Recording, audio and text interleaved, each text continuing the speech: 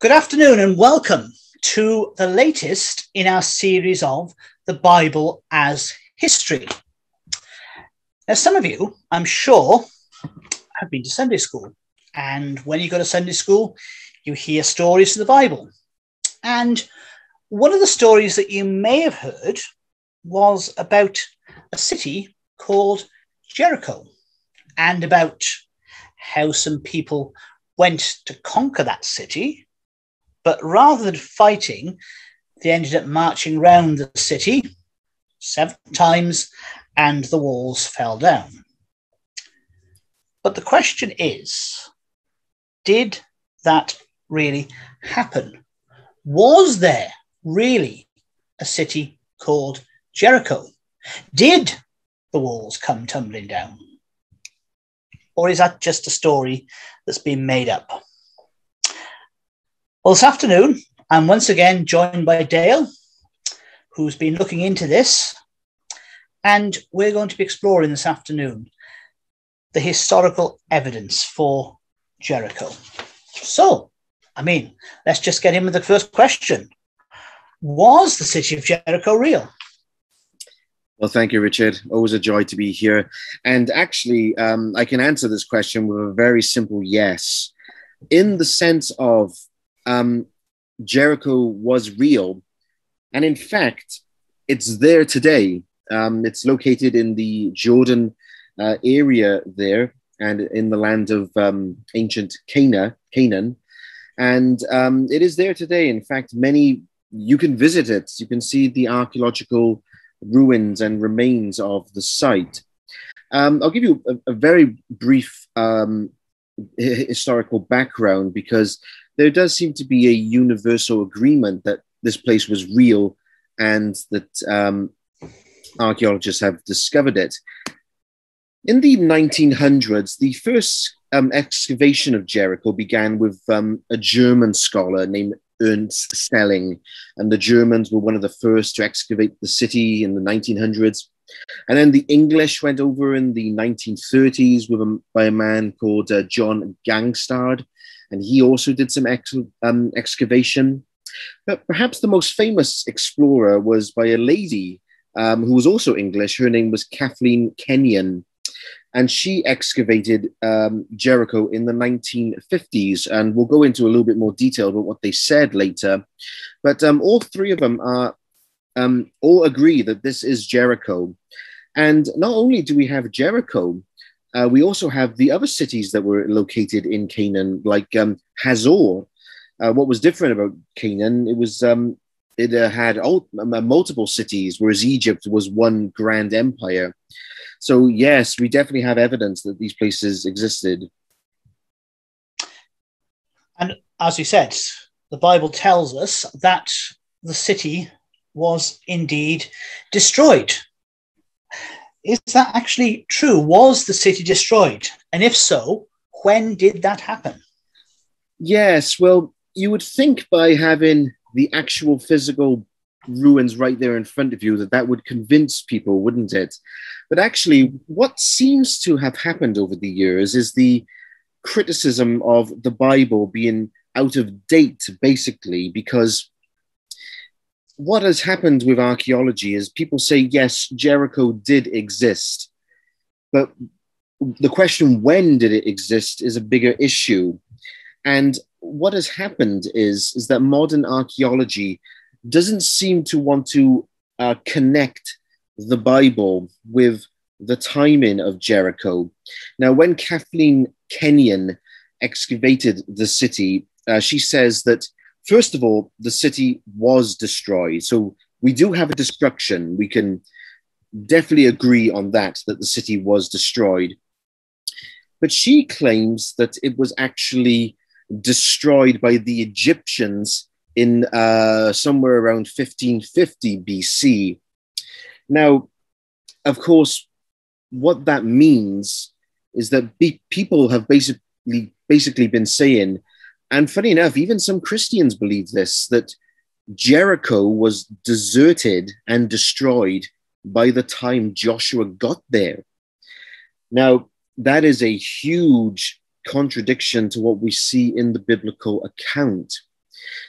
But what has happened, if some of you may remember the Red Sea video that we did some months ago now, and in there I basically mentioned very briefly about the Exodus being dated incorrectly. And what has happened is that the Exodus happened much earlier than what is the proposed date.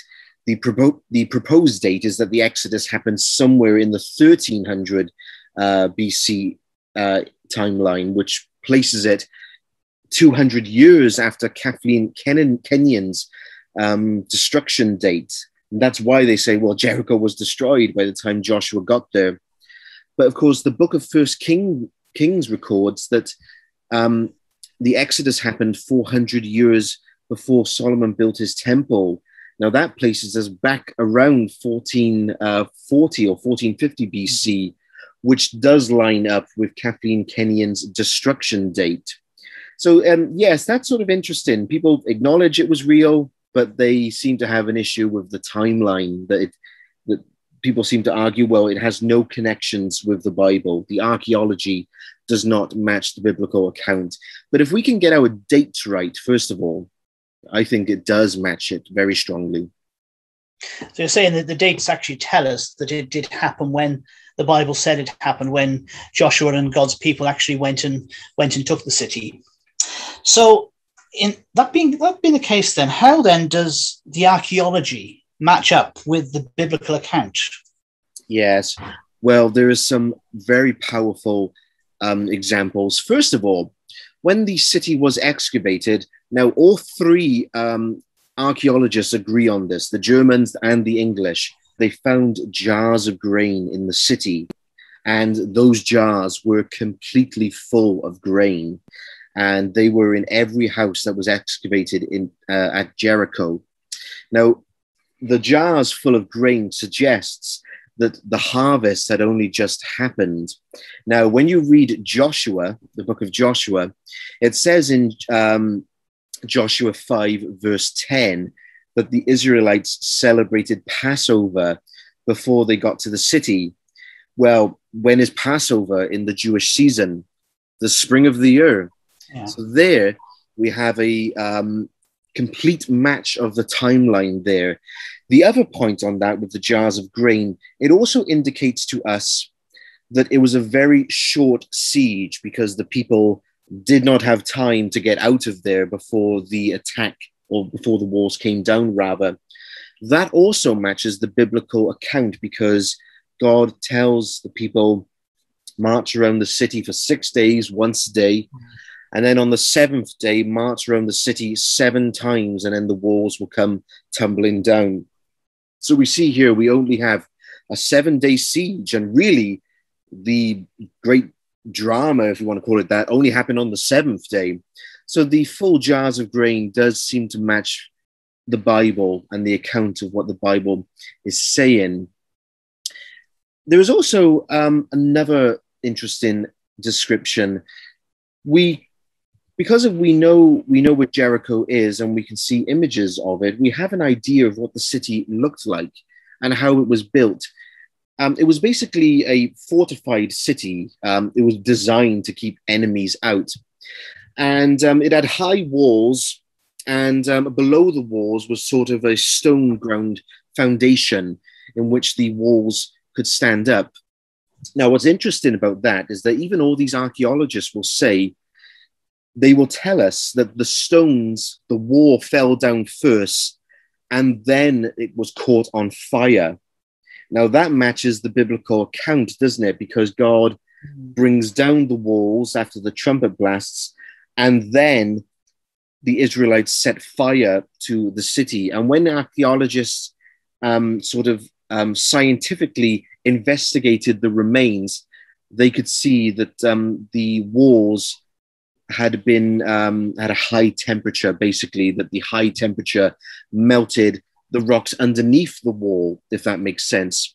And even Kathleen Kenyon says the walls fell down before the fire.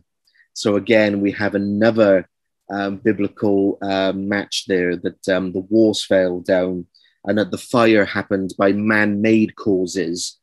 Also, the archaeologists will claim that there was not natural causes. The fire was man-made.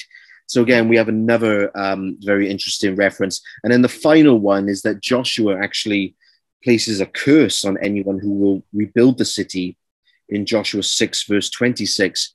And funny enough, the Bible says that the city was not built until 500 years later, up till the time of Elijah and Elisha. And what's interesting about it is that Jericho seems to have existed during the time of Jesus as well, because Jesus talks about, the parable of the Good Samaritan, the man going down to Jericho. So even after, Joshua's time, the city was well known. So we have evidence in the Bible later after the time of Joshua, and also we can see it today. Okay, so as we said, these walls fell down. But if they weren't burnt, how did it happen? How did they fall down?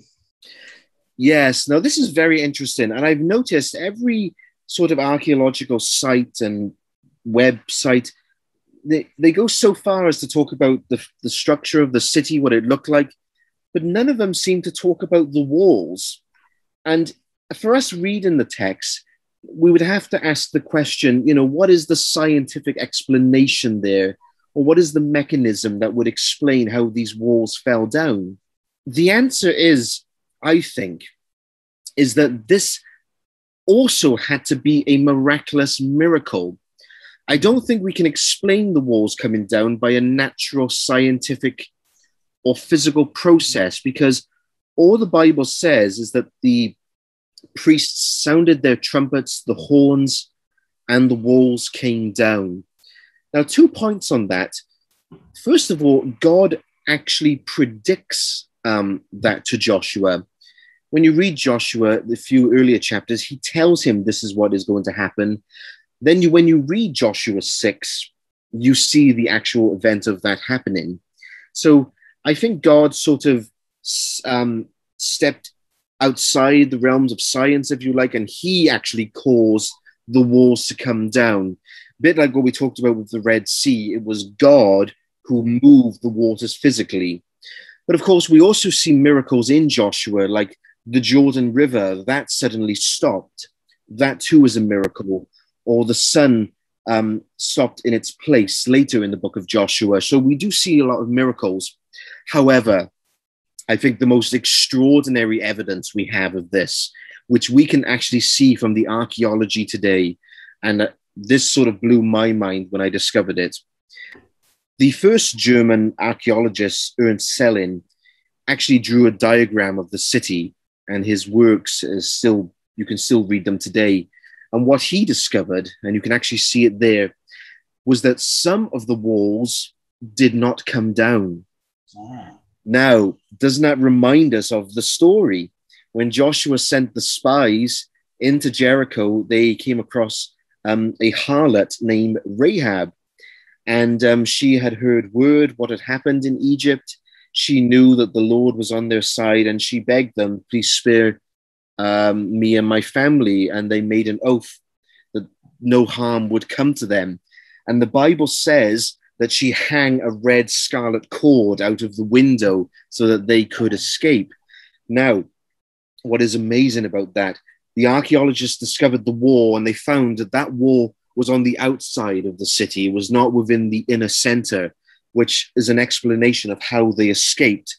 But it tells us that this has to be a miracle because God brought down some parts of the wall, but he did not bring down that part of the wall. And what's incredible about that, Richard, is that you can see it today.